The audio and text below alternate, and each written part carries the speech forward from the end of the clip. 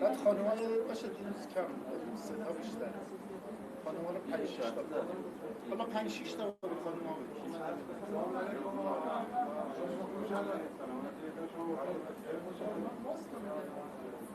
اینجا نه شروع کنیم برنامه رو بله آقای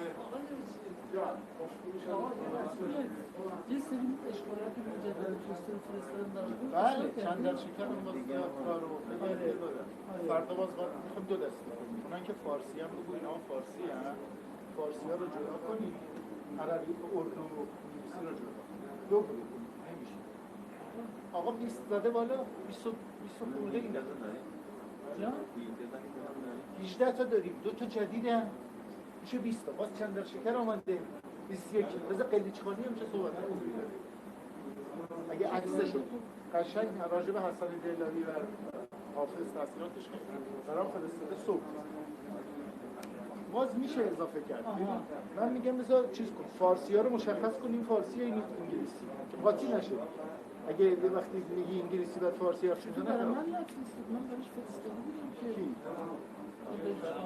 من ازش درخواست من از همه درخواست کردم یه کالنس فایل گرفتم برای هم شما هم فرستادم فایل صوتی من گرفتم وسایل صوتی گرفتن الان پره و برای روز حافظ یه شب حافظ گذاشتن.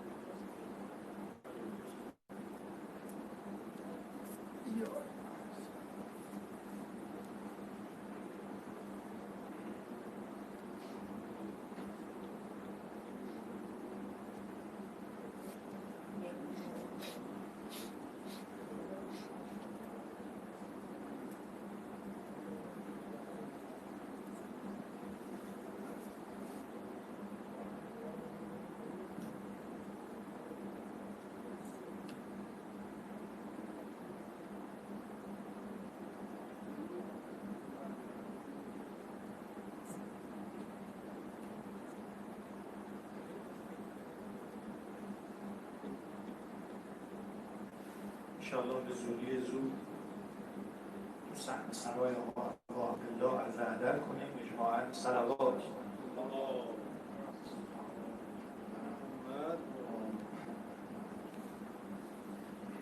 اللهم صل على فاطمة وأبيها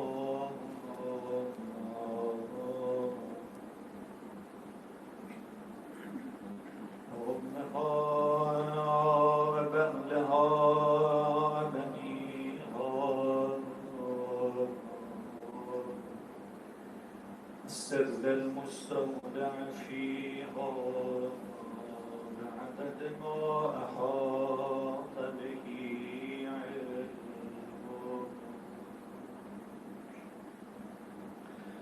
بسم الله الرحمن الرحيم. اللهم كن لوليك الحجة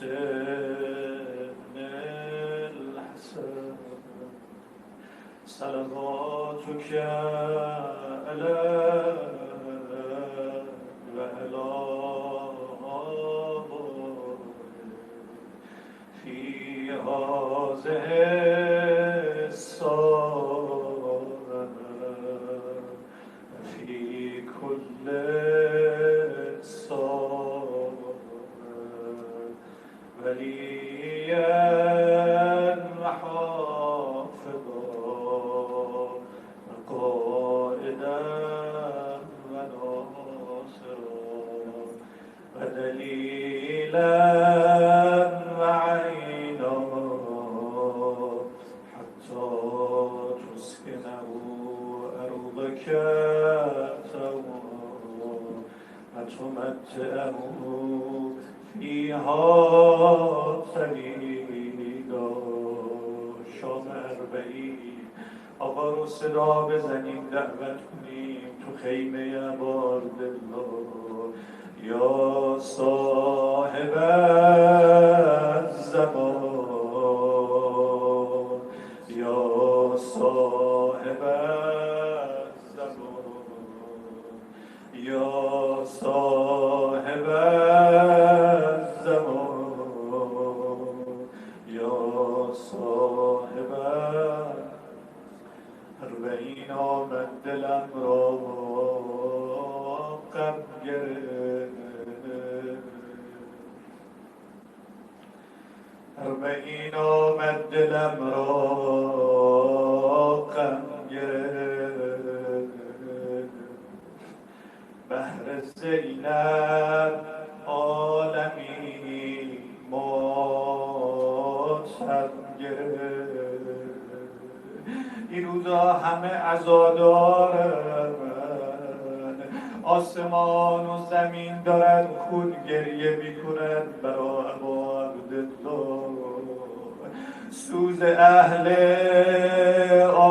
آسمان آید به گوش ناله صاحب زمان، آید به گوش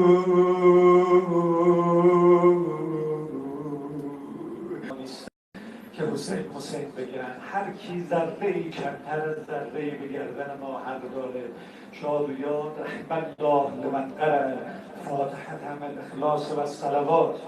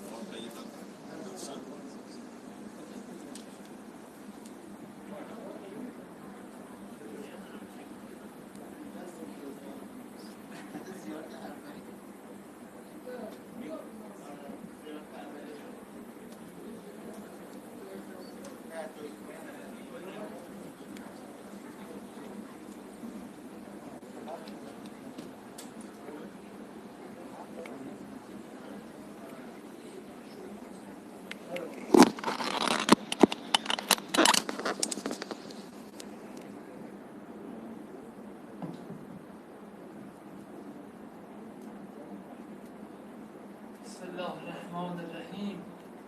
اللهم صل علی فاطمه و ابیها و بعلها و بنیها. شوری سری که شرح ایمان میکرد، هفتاد و دو فصل صلح عنوان میکرد. با نای بریده نیز بر منبر نی، تفسیر مجسده‌ای ز قرآن میکرد. عرض تسلیت دارم به مناسبت اربعین حسینی و همه عزاداران آقا ابا عبدالله حسین علیه السلام در سرتاسر عالم، به ویژه سرزمین پهناور هندوستان و به ویژه دوستان حاضر در محفل آنس. تسلیت دیگری میگم بابت درگذشت استاد و اساتید شادروان استاد محمد رضا شجریان که در اربعین حسینی جان به جان آفرین تسلیم کرد، کسی که همه ما نوای ربنای او رو تا ابد به خاطر خواهیم داشت. شعری از احمد عزیزی رو شاعر فقید معاصرمون تقدیم میکنم که با یاد حضرت زینب سروده شده با عنوان زخم انسان. ای بهار نینوا در فصل جوش، ای گل خون پیشه آتش فروش، گوییا خون بشارت بر تو ریخت، اشک زینب در اسارت بر تو ریخت. در زمین دشت تپیدن ها تویی، قتلگاه سربریدن ها تویی. خواهر خورشید رنگ زرد من، خواهر مغموم صحراگرد من، داغ تو درد دقایق میدهد، بوی 100 صحرا شقایق میدهد. تو به باغ داغ نیلی رفتی، تا کبودستان سیلی رفتی.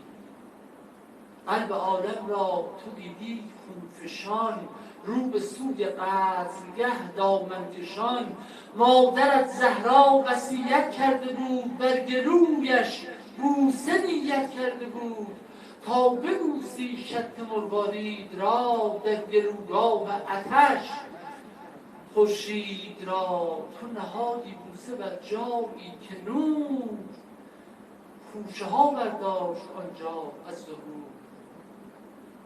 بوسه بر زخمی که انسان خورده است، بوسه بر بغضی که ایمان خورده است. پس وصیت این چنین فرجام یافت، پس وصیت این چنین فرجام یافت، قلب زهرا در زمین آرام یافت.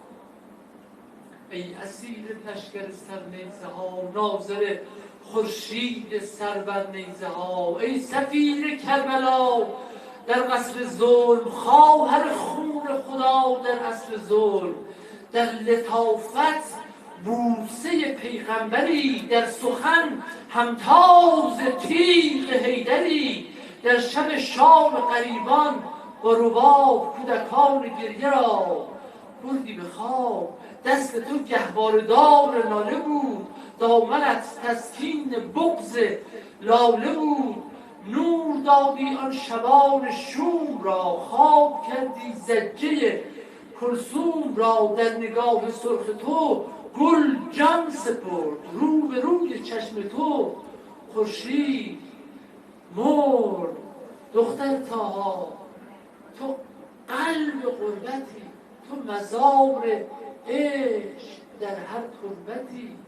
دختر زهرا گل حسن بهار، دختر مغرور خشم ذوالفقار. تو مراد و مذهب و دین منی، قبله این قلب خونین من. صلوات نبی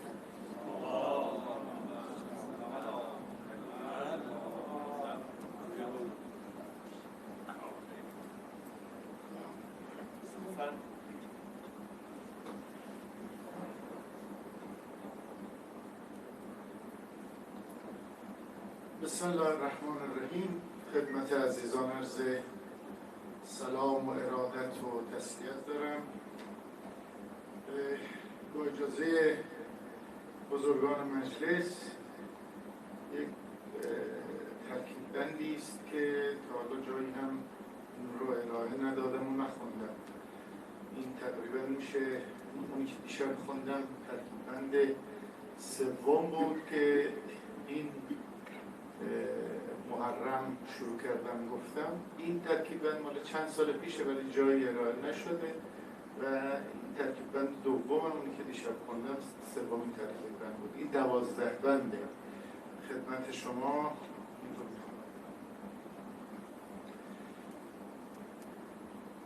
ای مدینه الوداع و ای پیمبر الوداع، الوداع ای خانه زهرا و حیدر، الوداع الوداع ای کوچه تنهای مولا علی، ای بقیع الغرقده قبر برادر، الوداع الوداع ای چاه اندوهان آه مرتضا، الوداع ای چشم سار مهر کوثر، الوداع الوداع ای ساربانان دیار راستی، بعد از این ما را نمی بینید دیگر، الوداع رفتن ما ناگزیر و هجرت ما ناگهان، الوداع ای روضه پنهان مادر، الوداع الوداع ای مجتبای صبر، ای زهرای درد، از مدینه میروم تا روز محشر، الوداع میروم با کاروانی از شهیدان غریب، این وصیت نامه گلهای پرپر، الوداع پرده خوان از پرده بیرون زد به پابوس حرم، از مدینه بار میبندیم در باران غم، حاجیان در چرخ و کعبه گرد مولا در طواف، قبله عشقی و بر گردت مصلا در طواف، حاجیانی مثل موج و حاجیانی مثل کف، گرد اقیانوس مواج تو دریا در طواف، از همان ظهری که قامت بسته بودی زیر تیغ، همچنان یا در نماز سرخی و یا در طواف، حج تماشا کردن زخم شهیدان شماست، این زمان بی تو چه باید کرد تنها در طواف، ما به حج خود نمی آییم الا و حسین، ما نماز خود نمی خوانیم الا در طواف، قرنها سر شد از آن دل دادن و جان باختن، همچنان تو در طواف و همچنان ما در طواف، همچنان گرد جمالت ماه در حال سما، همچنان دور سرت خورشید فردا در طواف، پرده اول ودا و پرده دوم ودا، وای از آن مردم که مولا گوید ای هر دو ودا، ماجرای مسلم اما ماجرای دیگر است، ماجرای دیدن خون خدایی دیگر است. این جماعت را که من دیدم خداشان عشق نیست، قبله این بی خدایان ناخدایی دیگر است. در خفا نام تو را در نامه ها بردند، در نگاه کورشان زنگ صدای دیگر است. آنچه من از کوفه دیدم روسیاهی بود و مرگ بر سر این قوم اسیانگر هوایی دیگر است. بانگ این مردم خدایی نیست، در آوازشان هوی هوی دیگر است و های های دیگر است. یک نفر باقی نماند از آن همه 18,000 چشم این مردم که من دیدم به جای دیگر است.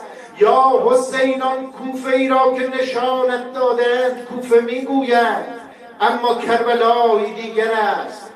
پرده سوم دریغا، پرده سوم دریغ، زین جماعت الحذر باید در این مردم دریغ.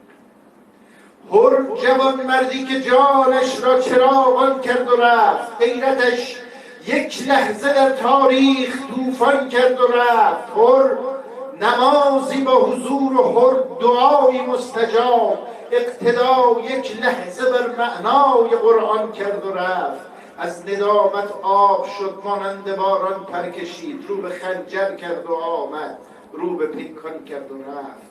ناگهان از خیش بیرون زد، به بارانها رسید، در هجوم بادها جان را گلفشان کرد و رفت. سر فرود آورد در درگاه عجز و بندگی، بنده شد جان را ز بند نفس عریان کرد و رفت.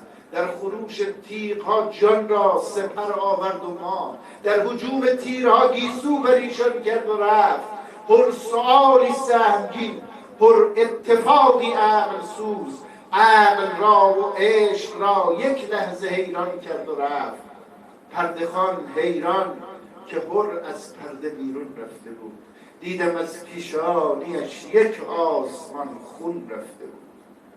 پرده پنجم حسینی بود و داغی بود و درد، راستی با این همه تصویر میباید چه کرد؟ کعبه لبریز از حرامی، کوفه سرشار از سکوت، عرصه خالی شد دریغا، زود از مردان مرد، جمع دینداران کم و جمع حرامی ها زیاد، هرز گوی و هرز پوی و هرز روی و هرز گرد. این جماعت دیگران مردان میدان نیستند.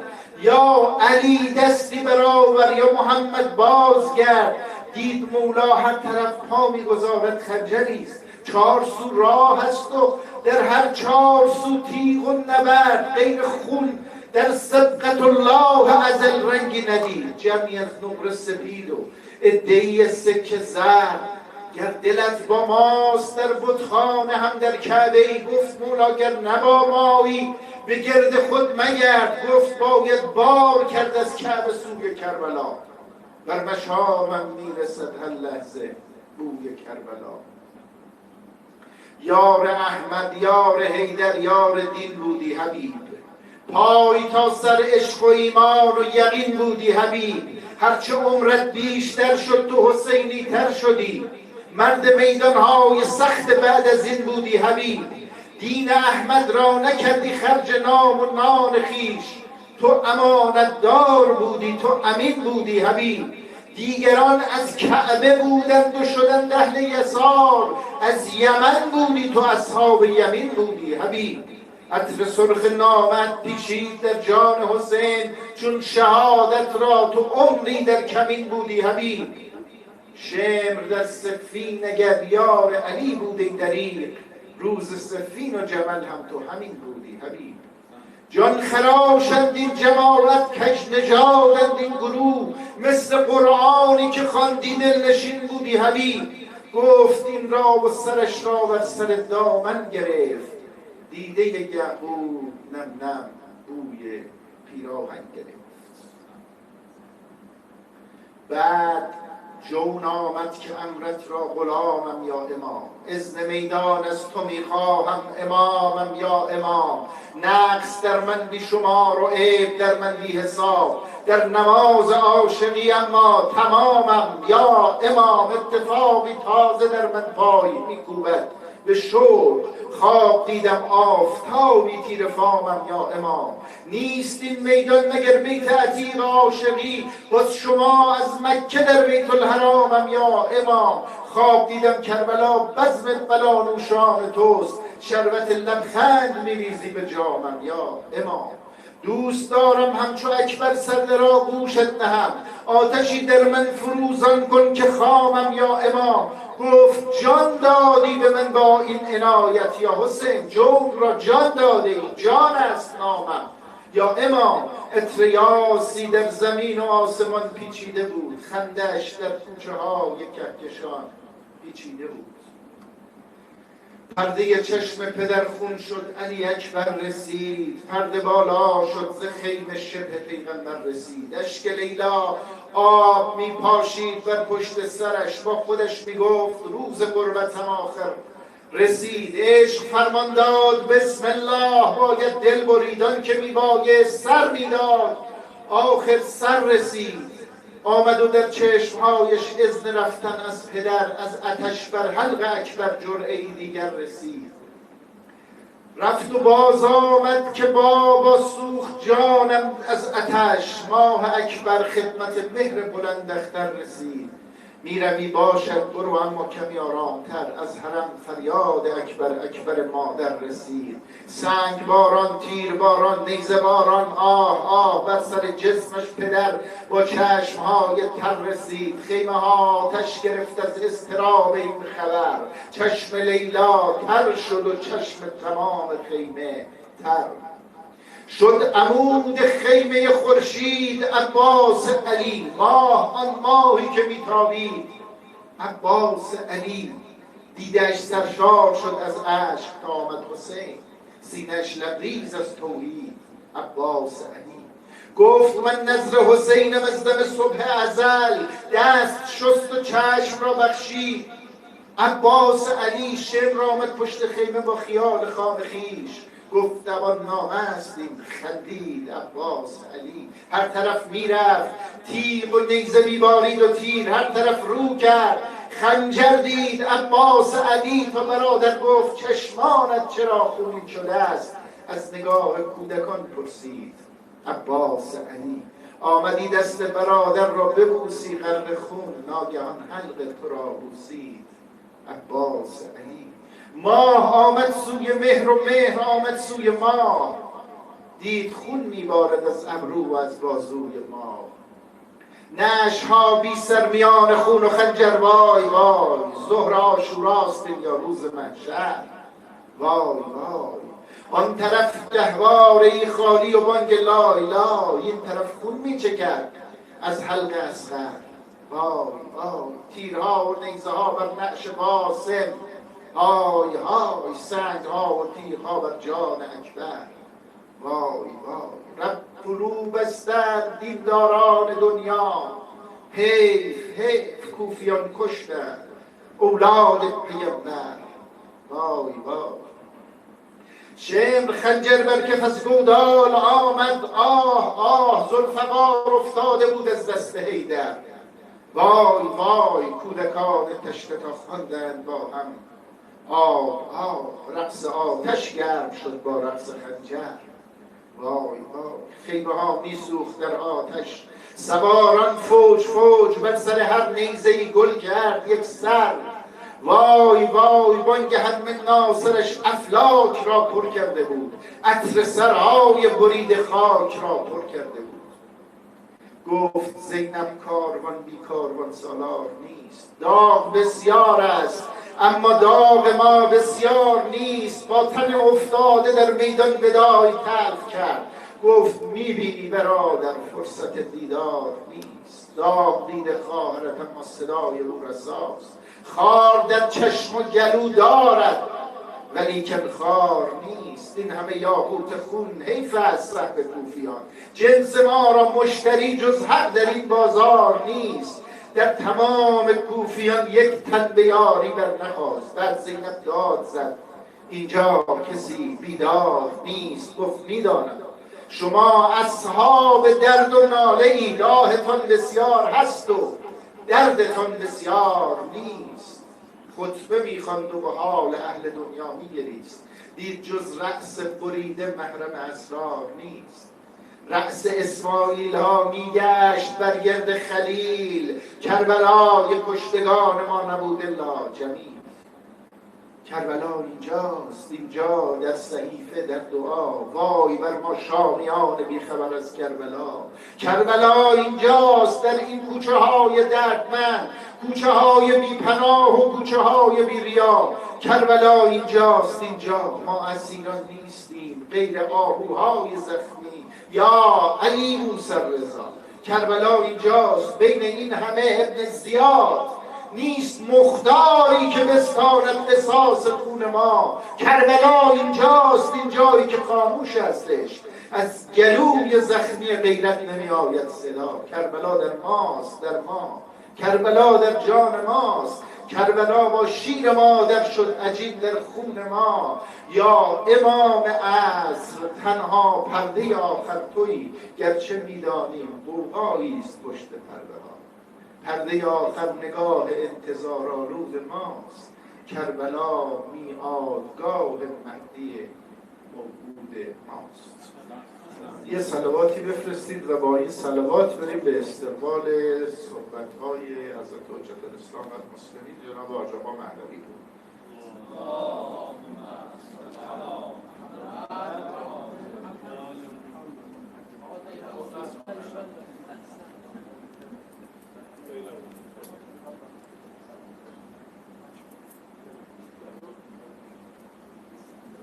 احسنت جناب آقا، جزاک الله خیر.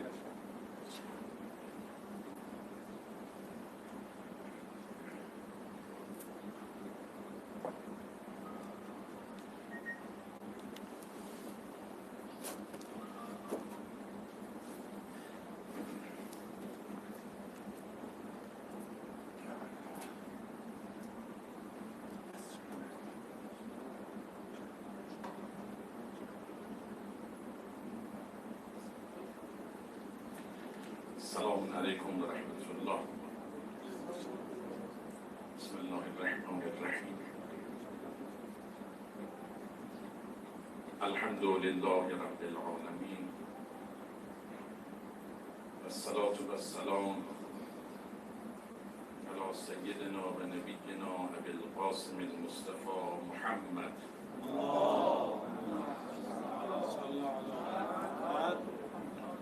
علی اهل بیت الطیبین الطاهرین المعصومین و اللعن الدائم علی اعدائهم اجمعین من الآن الى قیام یوم الدین.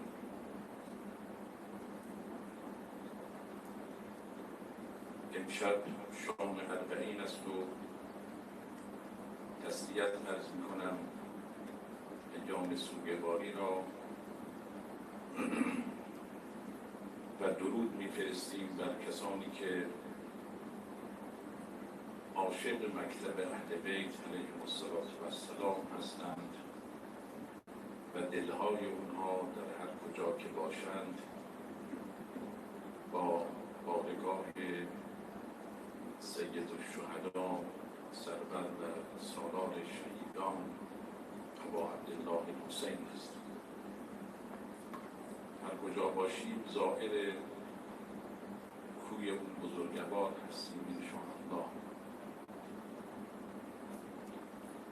بحثی که امشب من در دقایقی میخوام عرض کنم نسبت به آثار و نتایج نهضت ابا عبدالله حسین علیه السلام هست که چه آثاری برش مترتب شد، چه نتایجی داشت و همانطور که دیشب عرض کردیم دو عامل جهالت و ضلالت باعث این خونریزی ها و این نزاع ها شد و در هر عصری همین دو عامل باعث فساد ها می گردد.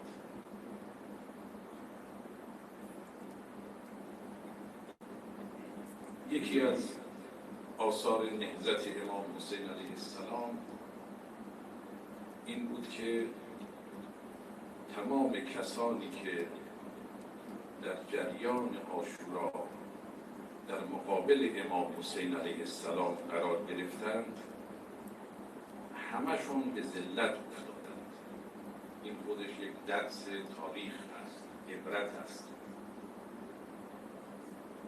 و این نبود جز همون چیزی که از قبل امام حسین علیه السلام در چند جا به صراحت ایشان فرموده بودند.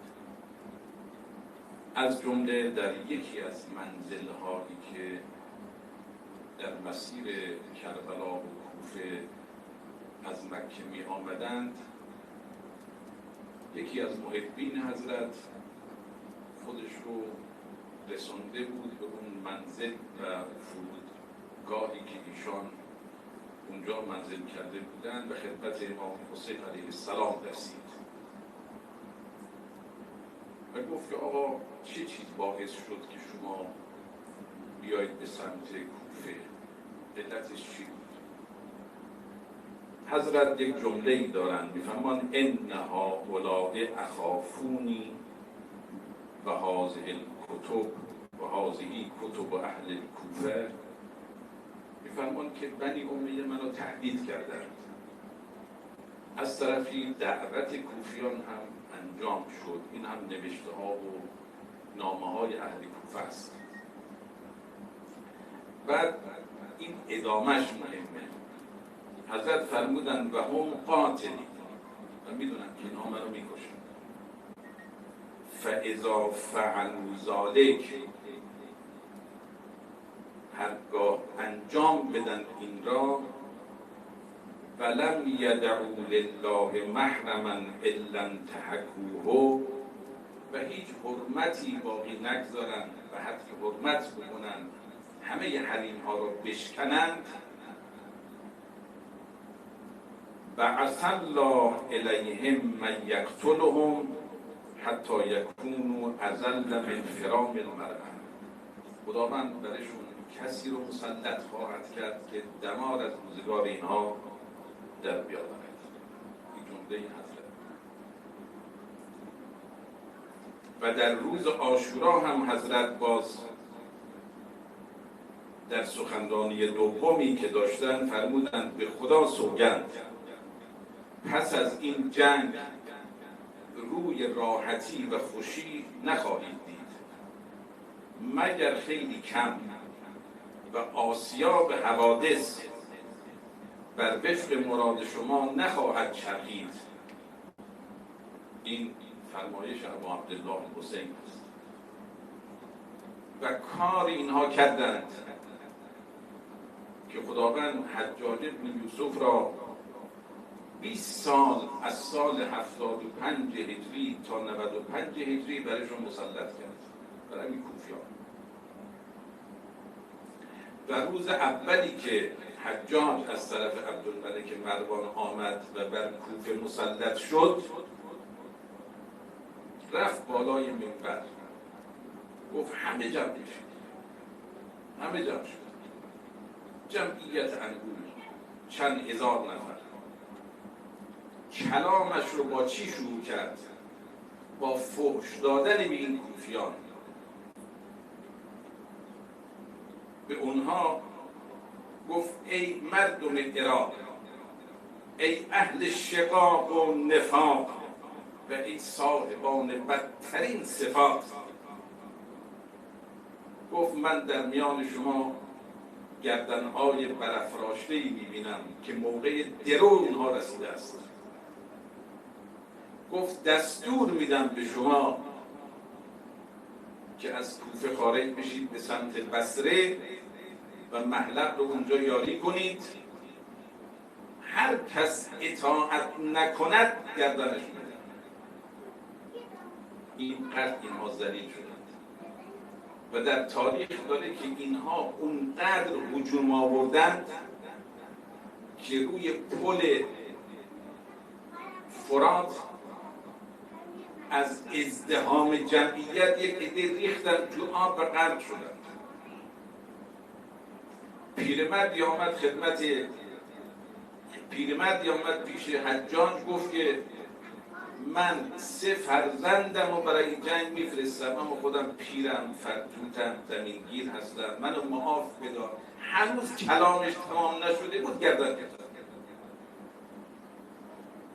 این که امام حسین علیه السلام فرمود بر شما کسی مسلط خواهد شد که شما را ذلیل خواهد کرد.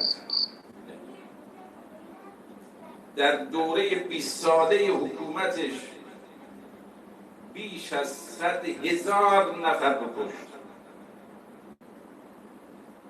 10,000 نفر در زندانها حبس کرد، زنها و مردها. زندانهایی که سقف نداشت، دیوارهای بلند داشت، در گرما و سرما اینها زرد می‌کشیدند. غذایشون آرد جو با نمک و خاکستر مخلوط می‌کردند. اینا بعد از مدتی چهرهشون سیاه میشد مثل زغال.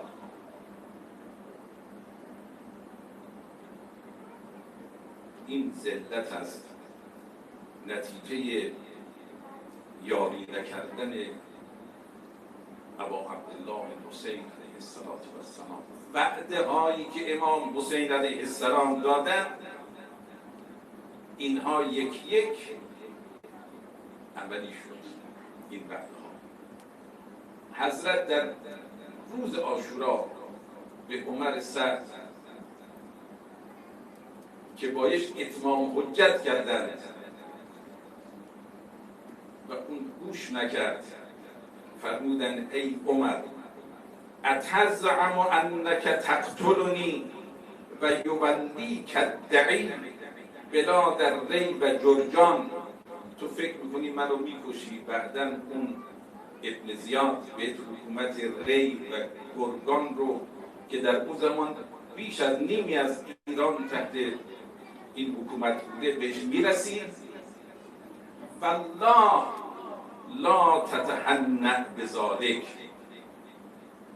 به خدا قسم بهره نخواهید برد.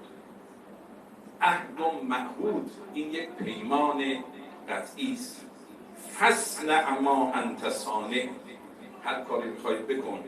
فانک لا تفرح بعدی بدنیا ولا آخره، بعد از من هیچ خوشی در دنیا و آخرت نخواهید. خطاب عمر سعد.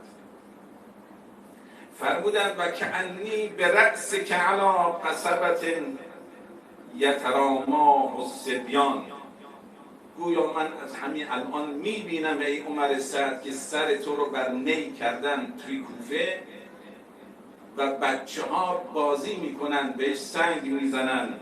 یتخذونه غرضا بینهم، بین خودشون اینو هدف قرار میدن و سنگ میزنن. الان دارم میبینم اون آینده را. امام حسین علیه السلام و همینطور هم شد. ولی اون ضلالت عمر سعد کسی نبود که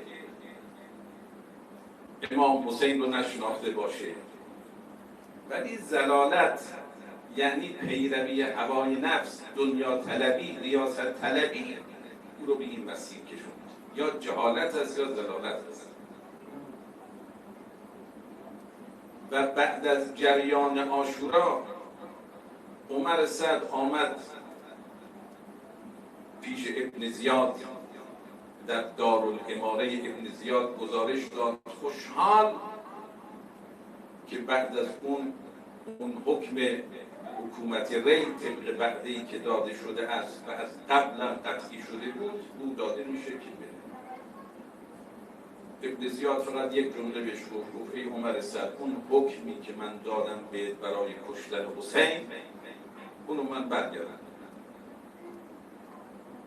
عمر سعد خیلی تکان خورد، گفت که نکنه من این رو بدم فردا قتل رو به گردن من بیاندازه. دیگه خودش از پیش خود این کار رو کرد.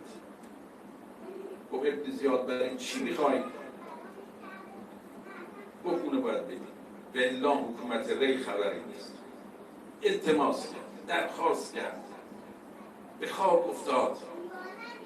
که آقا تو مأموریت کربلا رو به من دادی، رفتم دستم به خون حسین آلوده شد، الان به من حکم ری رو بده، این حکومت وسیعی رو در ایران. گفت نه، فقط باید اون رو من بده. اینم نمیتوانست بده، ای بهانه آورد، از بین رفته. فلان گفتم از دارالاماره بیرون آمد، رد تو سرش خسرت دنیا و آخرت. و ذلیل‌ترین فرد در کوفه بود. زنها و بچه ها می دیدن گفتن هذا قاتل حسین. ذلیل شد تا زمان مختار که مختار یک خویشیتی هم به نحوی سببی داشت با عمر سعد و اون طمع داشت که یک اماننامه از مختار بگیره. پسرش رو فرستاد حفص رو پیش مختار. آمد اونجا شروع کرد که ما با تو یک نسبتی داریم، قوم‌کشی داریم، اماننامه. در همون حالی که این سرگرم صحبت با حفص بود، رئیس شرطه ها رو یواشکی خواست و در گوشش گفت همین الان میری سر عمر سعد رو میاد. اون نفرینی که امام حسین علیه السلام کرد که قتلک الله علی فراشک، این وقتی که نیروها آمدن ناگهان وارد منزل عمر سعد شدند، این خواب بود، در وقت خوابش وارد شدن با شمشیرها، این تاب بلند شد، پاش بند شد، افتاد زمین، همونجا گردن شد. مختار نشسته، سر عمر سعد را آوردن پیشش. حفص پسر عمر سعد نگاه کرد، گفت بعد از کشته شدن پدرم زندگی برای من ارزشی نداره. گفت همین طور است، گردن اینا بزنید. این عاقبت. و دومین اثری که نهضت امام حسین علیه السلام داشت این بود که اسلام را از خطر نجات داد. اسلامی که وارونه شده بود، چیزی از او باقی نمونده بود و دین و لعب علی السنتهم شده بود، فقط یک لبلغه زبان بود، از محتوا تهی شده بود. اموی ها چیزی برای اسلام باقی نگذاشته بودند. قیام امام حسین آبیاری کرد نهاد اسلام را و به دست امام سجاد پایه‌گذاری شد مکتب جدید واقعی و جوری شد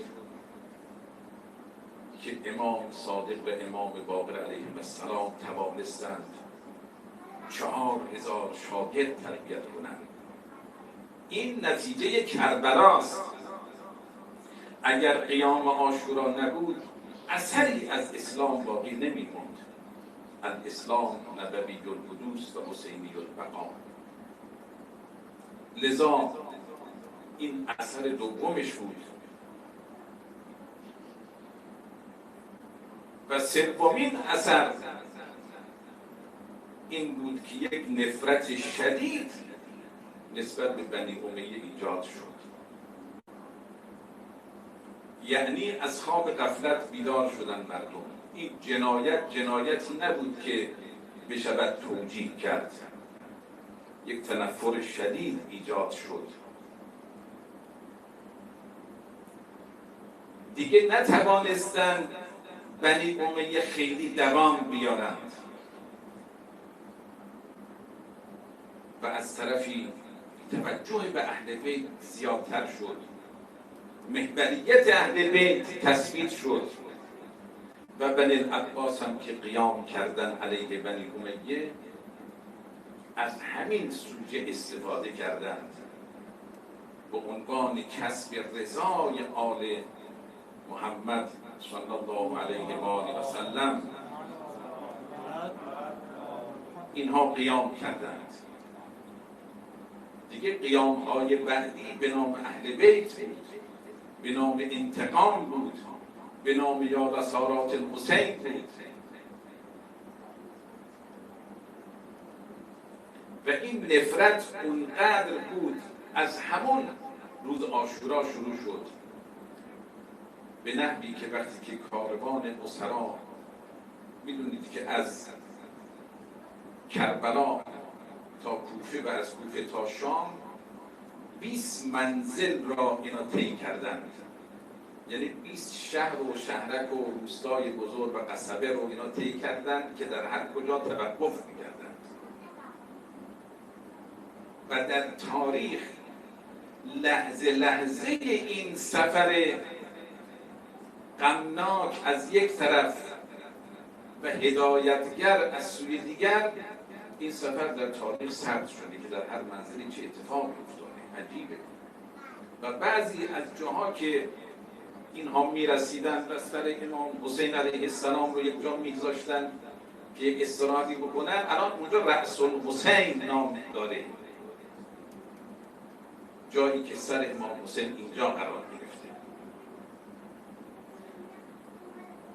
در وقتی که به تکریت رسیدن، حتی مسیحیانی که در اونجا بودن وقتی که دیدن این صحنه را، ناقوس رو شکستند به نشانه عذاب و مصیبت. وقتی که به منطقه لینا رسیدن، مردم آمدن دست جمعی لعن کردن بنی امیه به یزید را. وقتی که به قلعه کفرتاب رسیدند، مردم راهشون ندادند. وقتی که به حمص رسیدند، مردم تظاهرات کردند و درگیر شدند با نیروهای یزیدی و بعضی کشته شدند.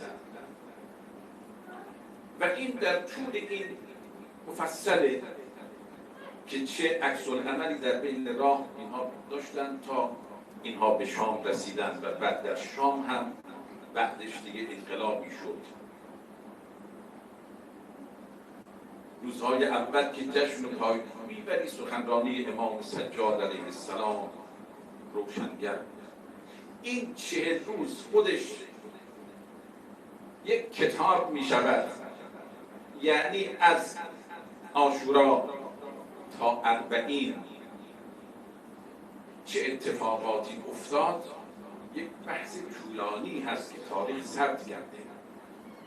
حتی در یکی از منزل‌ها یک راهب مسیحی بود، این سر امام حسین دید که نوری ازش ساطع هست، آمد بیش از 1000 دینار به این کسی که سر امام حسین دست بود و مأمور بود، اون گفت که شما که شب اینجا توقف میکنید، این رو به من بدید، امانت پیش من باشه، صبح تحویل بدید.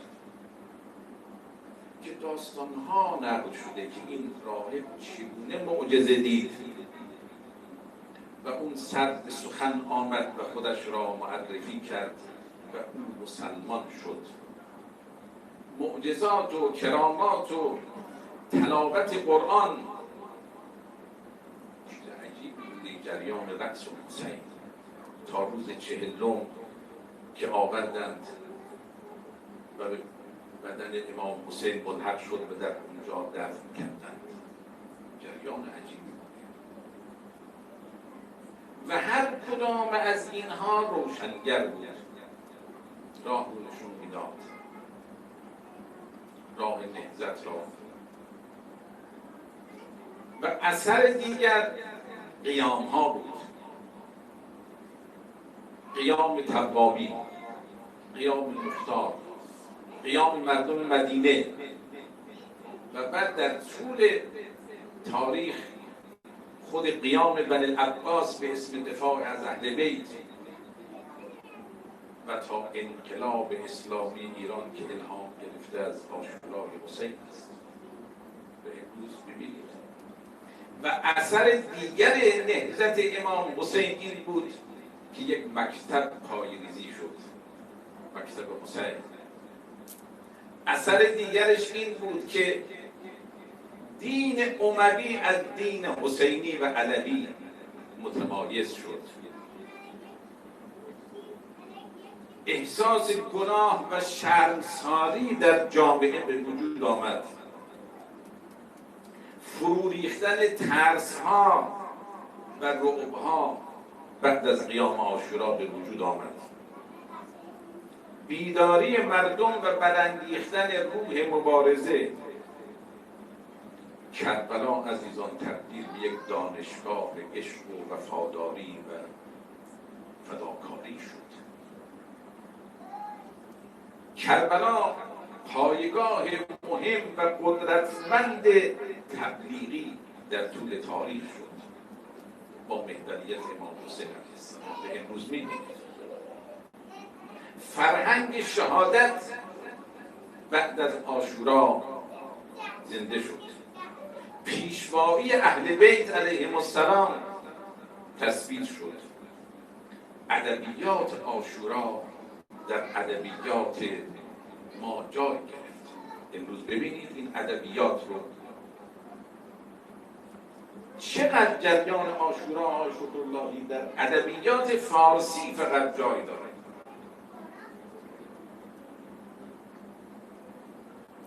در طول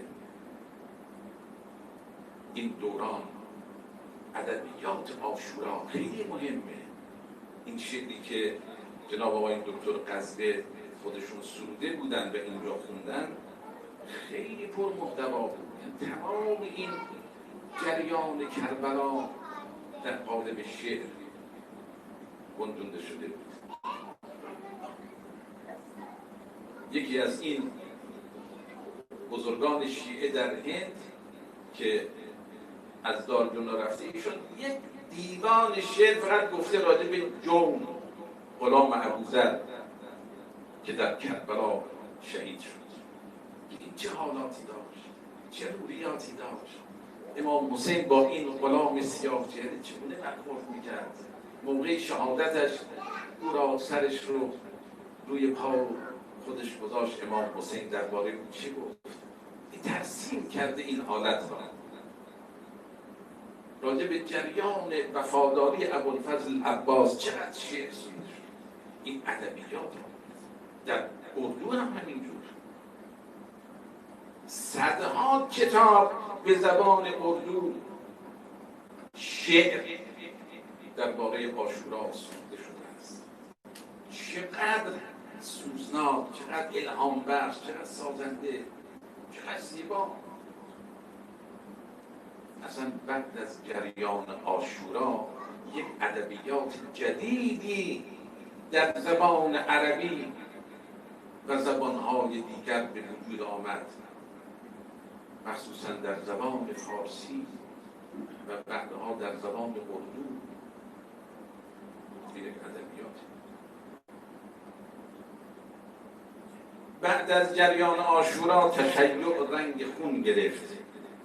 عزاداری ها مکتب امام حسین رو حفظ کرد.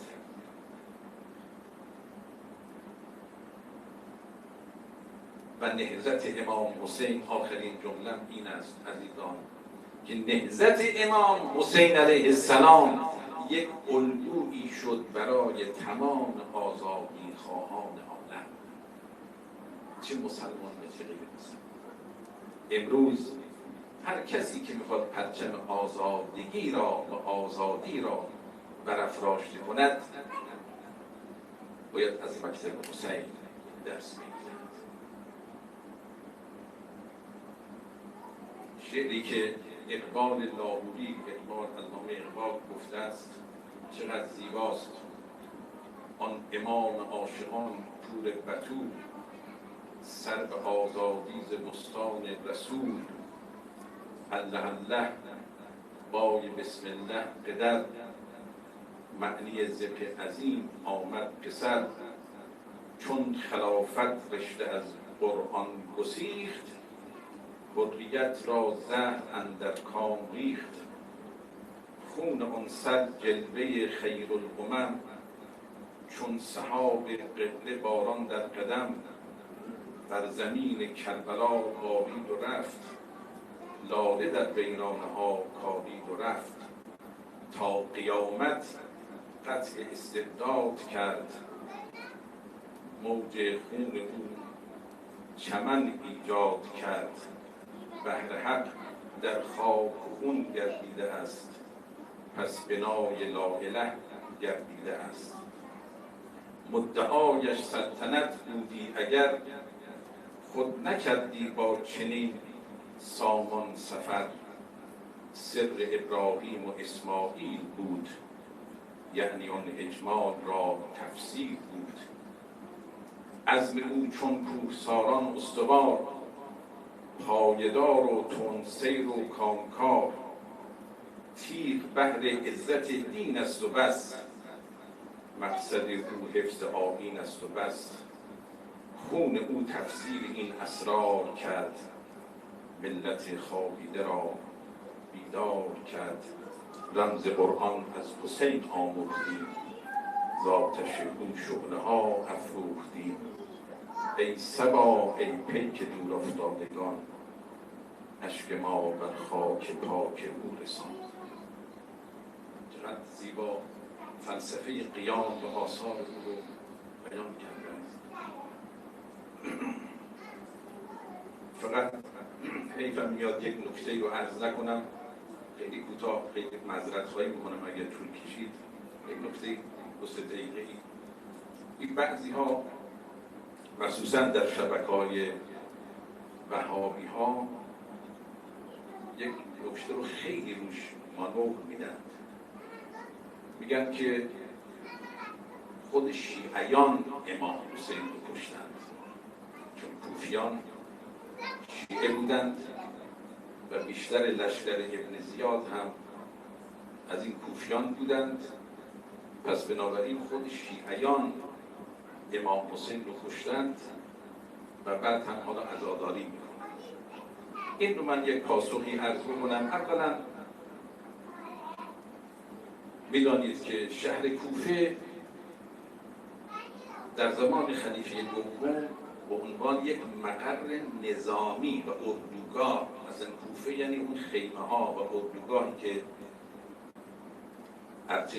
ارتش میزند و نظامی ها، بهش میگن کوفه، که سعد وقاص آمد او رو اردوگاه جنگ قرار داد برای فتح ایران. و در زمان امیرالمومنین علی علیه السلام که با او بیعت کردند، حکومت را از مدینه به کوفه آورد. و در روایات هم داریم که مقر حکومت امام زمان علیه السلام کوفه خواهد بود. یک منطقه پر رمز و رازی است. و در گذشته میدانید محل کشتی نوح که ساخت حضرت نوح در همون کوفه بود و قبر حضرت نوح خارج از کوفه در کنار قبر امیرالمومنین در نجف که قبر امیرالمومنین رو هم حضرت نوح آماده کرده بود. خب داستانی داره در تاریخ. در زمان امیرالمومنین علی علیه السلام اینجا تشیع پا گرفت. خطبه های امیرالمومنین، سخنرانی های حضرت، روشنگری ها. ولی بعد از دوران امیرالمومنین، از سال 40 هجری قمری تا سال 60 20 سال دوران حکومت معاویه شد، چون امام حسن مجتبی علیه السلام بنا به مصالحی صلح کردند.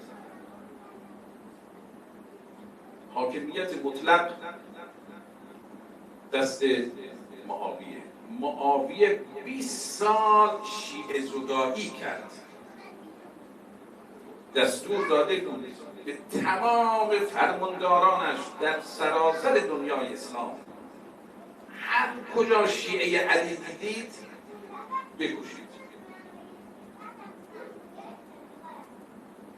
حجر ابن عدی ها و یارانش، میثم تمار ها، چقدر از صحابه پیغمبر به دست معاویه فقط به خاطر طرفداری از امیرالمومنین اینها کشته شدند. شهر کوفه براش خیلی حساس بود. بدترین فرماندارها رو در اونجا مثل زیاد بن عبید میگذاشت که هر کجا میدیدن یک شیعه‌ای هست میکشتن، جز یک اقلیتی در این 20 سال باقی موند.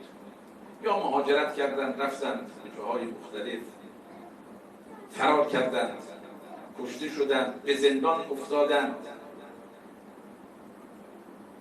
و در زمان قیام امام حسین علیه السلام شیعه به معنای کسانی که امامت و پیشوایی امام حسین رو قبول داشتند یک اقلیت بسیار اندکی در کوفه بودند.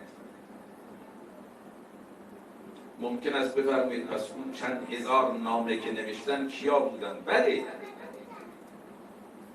کسانی بودن اکثریت که از ظلم بنی امیه به تنگ آمده بودند. به اینا معتقد بودند اگر امام حسین حاکم بشود، نه امام، بحث امامت و پیشوایی یک چیز، بحث حاکمیت چیز دیگه است. اینا معتقد بودن اگر امام حسین حاکم بشود عدالت اجرا میشه، ظلم‌ها برطرف میشه. دعوت کردن امام حسین رو.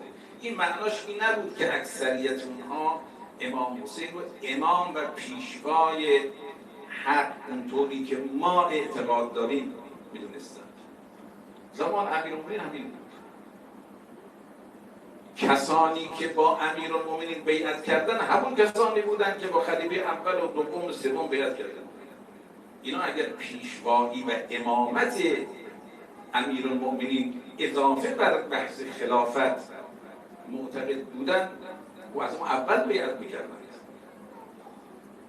این دو چیزه، بحث حاکمیت و خلافت و بحث امامت و پیشوایی دین و معصوم دانستن اون. اینها اونایی که معتقد بودن به پیشوایی اقلیت بودن. بل اکثریت معتقد بودن که حسین بیاد بهتر از این هاست. اما بعد در مقابل زور قرار گرفتند و در کربلا در موقع سخنرانی امام حسین علیه السلام وقتی رو کرد امام حسین علیه السلام به بعضی از افراد و نام بردن و فرمودند که به اینها که ای شمس ابن ربیع، ای حجار ابن ابجر، ای فلان ای فلان ای فلان که شما هستید، مگر برای من نامه ننوشتید؟ اونا چی گفتن؟ نگفتن که ما بعد شما رو پیشوا می‌گفتن که الان دیگه ما از شما می‌خوایم با یزید بیعت کنیم. یعنی دیگه می‌خواستیم تو بیای حاکم بشی، نشد. الان بیعت کن که خون همه در امان بمانه. امام حسین علیه السلام در روز عاشورا خطاب می‌کند که یا شیعت آل ابی سفیان، بینا خطاب می‌کنه ان لم یکن لکم دین ولا تخافون المعاد فکونوا احرارا فی دنیاکم. اینا رو میگه شما شیعه ابو سفیانی هستید. یک عده از لشکریان عمر سعد اشرار بودند، افراد بی فرهنگی بودند. اینا همونایی بودند که امام حسین میفرمود و دین و لعب علی السنتهم. یک عده کسانی بودند، اینها شیعه نبودند ولی معتقد بودند که اگر حسین حاکم میشد بهتر بود. وقتی که ابن زیاد لشکر رو فرستاد، دو محله کوفه که اینها متهم بودند که شیعه هستند ولو تقیه میکنند، این رو محاصره کرد. دستور داد از این دو محل کسی حق نداره بیرون بیاد. عده‌ای هم در زندان بودند مثل مختار و امثال اینها. بعضی ها مثل حبیب ابن مظاهر آمد در بنی اسد نیرو جمع کرد، آمدن بیرون، نیروهای ابن زیاد جلوشون گرفتند. تمام راه های بیرونی کوفه بسته بود که کسی نتواند به امام حسین ملحق شود. حبیب ابن مظاهر و مسلم ابن اوسجه با لطائف کلیه می توانستند از بیراهها خودشون رو به امام حسین علیه السلام برسانند. عده‌ای از نیروهای ابن زیاد در وسط راه شبانه فرار کردند، نه به کوفه، به جاهای دیگر رفتن تا ببینن سرنوشتشون چه می شود. اینجور نبود که اون شیعه اصطلاحی که ما مطرح میکنیم، کسانی که امامت رو قبول داشتن، اینطور نبود. در میان لشکر ابن زیاد از اینها حتی یک نفرم نبود. شما ببینید اونها خطاب به امام حسین میگفتن انا نقاتل و کرد بغضا لابیک. این میتونه شیعه باشه. ما داریم با تو میجنگیم به خاطر بغضی که با پدرت علی داریم. بعضشون جسارت میکردن، گفتن یا حسین ابشر بالنار، تو رو بشارت میدیم به آتش قیامت. اینا میتونن شیعه باشه. اون هرمله میتونه شیعه باشه. اون شبل جوشن شیعه بود مگر؟ از دشمنان اهل بیت بود. خود سنان ابن انس، خولی، حسین ابن تمیم، اون فرماندهان همه از دشمنان درجه یک اهل بیت بودن، شیعه نبودن. این اصلا قبول نداشت. اون 10 نفری که بر بدن امام حسین علیه السلام اسب دووندن، بعدها بررسی کردن، دیدن یک اینها ولد الزنا بودن. لذا این حرف بسیار نابجایی هست. به هیچ وجه اینها شیعه نبودند. در طول 20 سال شیعیان رو فراری دادند، از بین بردند، زندان کردند، افراد دیگری آوردند در کوفه، تغییر ساختار جمعیتی اصلا دادند. و همون مسئله گمراهی و اینکه اسلام دیگه وارونه شده بود، قربان مظلومیتت حسین. السلام علیک یا ابا عبدالله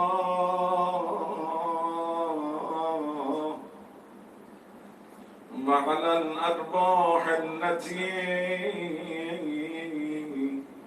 حلت بفنائك.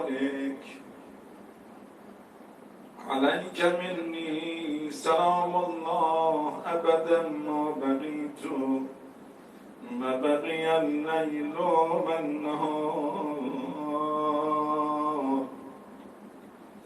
بلا جعله الله آخر العهد مني لزيارتكم. السلام على الحسين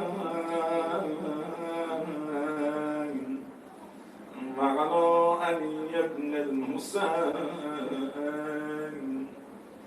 وعلى أولاد الحسين وعلى أصحاب الحسين.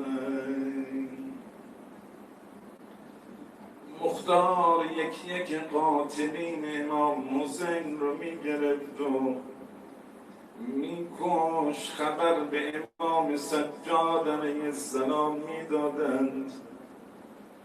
اما خوشحال میشدن، اما میفرمودن از حرمله چه خبر.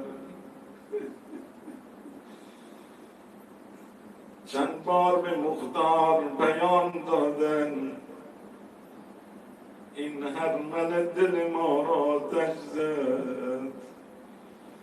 در روز عاشورا امام حسین علیه السلام به در خیمه ها آمد. برای ودا زنها و بچه ها دور حسین رو گرفتن. آقا ما بعد از شما به چه کسی بنا ببریم؟ چه کسی دست یتیمی بر سر ما میکشد؟ آقا ما را به مدینه برگردان. آقا ودا کردن، به یک مرتبه دیدن صدای گریه علی اصغر بلند شد. این آیت کبرای کربلاس علی اصغر باب الحوائج، آخرین سرباز امام حسینه، خیلی اهمیت داره. خون علی اصغر خیلی بار برگرد انقلاب حسین را، خیلی دلها را تکان داد.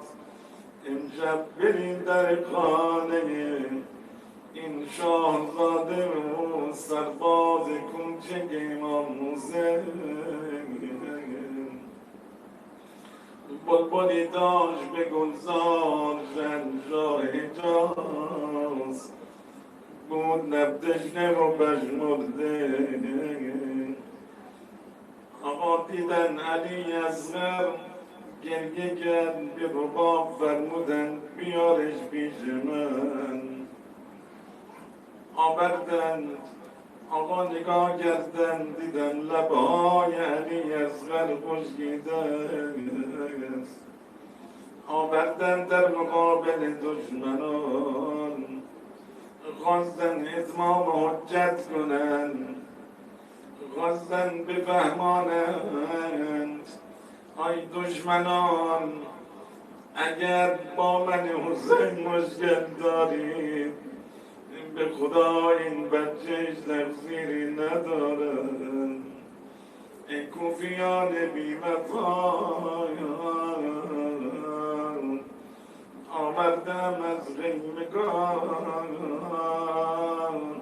همراه خود یک قرص مال، گیرید و زیرابش کنید. آقا فرمودن الا ترونه کیف یتنزا.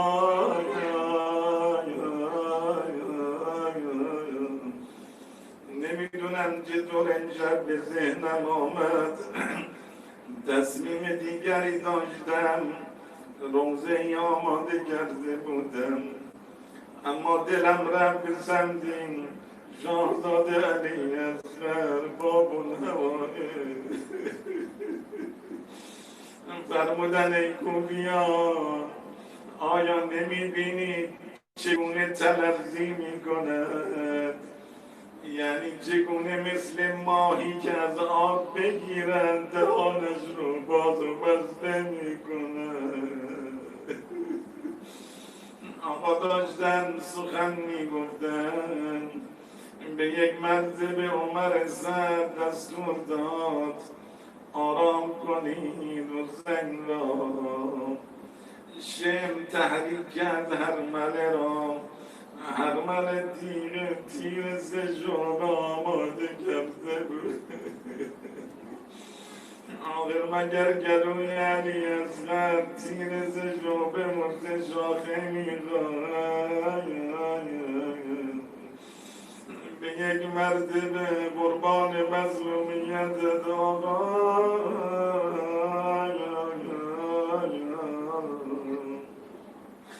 آقا دیدن خون از گلوی علی اصغر جاری شد.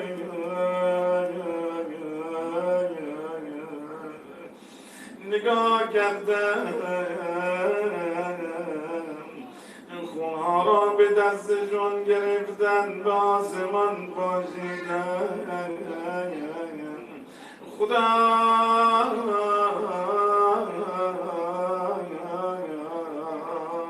این قربانی را از ما قبول فرما.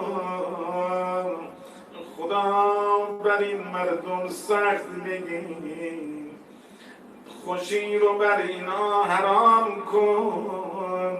این مردمی که به این دقل شیرخوار رم نکردن، آقا چگونه باید بیاد خیمه ها، چگونه در مقابل مادرش رباب بگذارد. آقا رفتن پشت خیمه، با سر نیزه شروع کردن قبری رو بکنن. به یک مرتبه رباب چشمش افتاد، صدا زد حسین جان بگذار یک بار دیگر علی رو ببینم.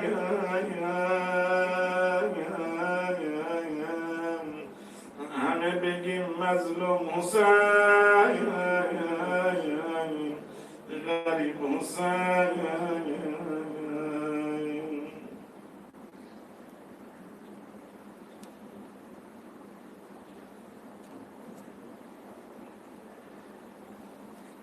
شام شهادت، شام اربعین آقا ابا عبدالله و یه 3-4 دقیقه من خدمتتون هستم، دارم شما ببخشید.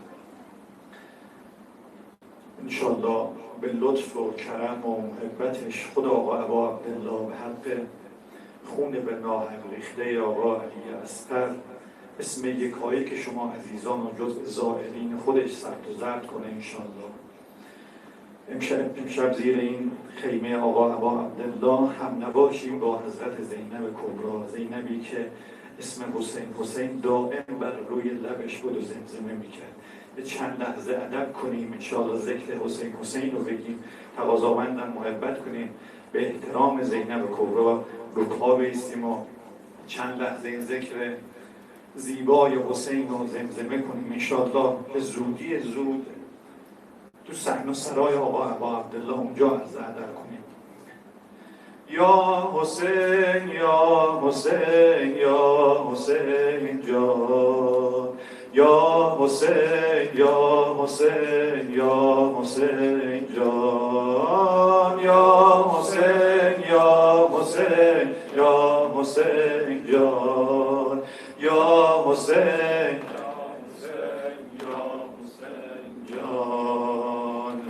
خدا من دل غمینم، ای خدا من دل غمینم، یاد داغ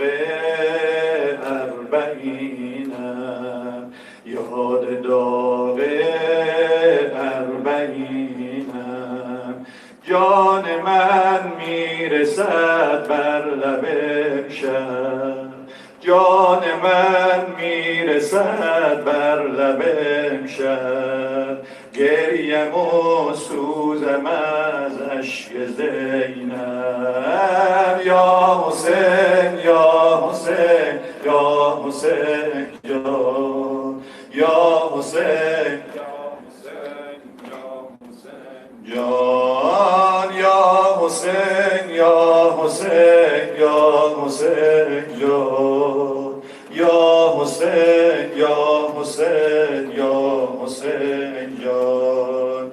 ای برادر چه کشیدم، ای برادر چه کشیدم، رنج و غم‌هایی که دیدم، رنج و غم‌هایی که دیدم. دشمنت زخم ما را نمک زد، دشمنت زخم ما را نمک زد، زینب و کودکانت را کتک زد. یا حسین یا حسین یا حسین جان، یا حسین یا حسین یا حسین، یا حسین یا حسین یا حسین جان، یا حسین. داره گزارش میداد جان از سفر برگشتم من، از سفر برگشتم من، دل غمین و خسته‌ام من، بین که آورده ام جمله لاله، بین که آورده ام جمله لاله، تو نگیری سراغ 3 ساله. یا حسین یا حسین یا حسین یا حسین یا حسین یا حسین یا حسین یا حسین یا حسین یا حسین. بند آخر و التماس دعا. جان دخترت کنج خرابه، دخترت کنج خرابه، دفن گردیده شبانه، دفن گردیده شبانه، دیده روی تو گشته سرمست، در کنار سرت رفته از دست. یا حسین یا حسین یا حسین یا حسین یا حسین جان. دل را اگر از حسین بگیرم چه کنم،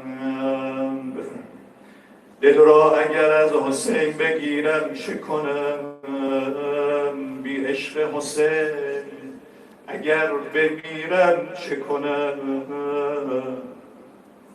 فردا که کسی را به کسی کاری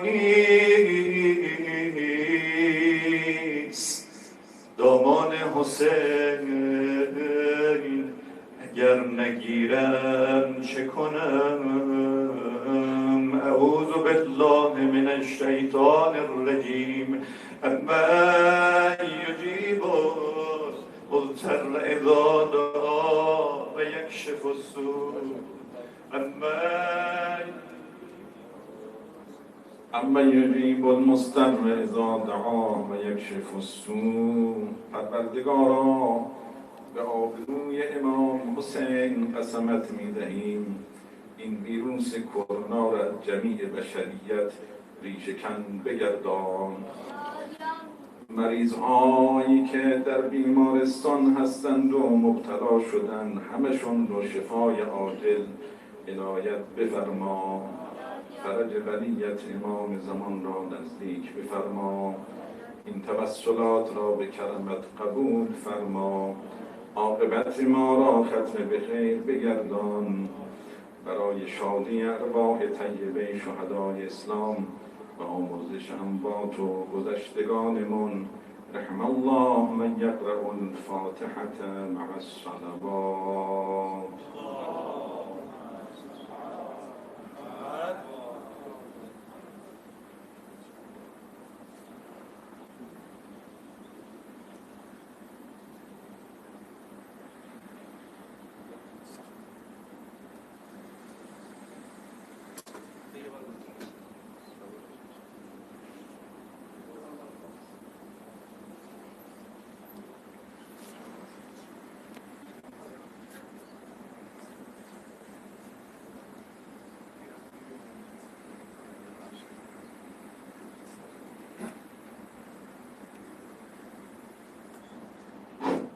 عزیزان، هفته آینده 3 شب برنامه در خانه فرهنگ هست از طرف نماینده محترم ولی فقیه در هندوستان و من جا داره از بانیان این برنامه هم در 2 شب جناب آقای شهاب آقای خواجه پیری و حاج آقای رضوانیان و آقای داوری تشکر کنم.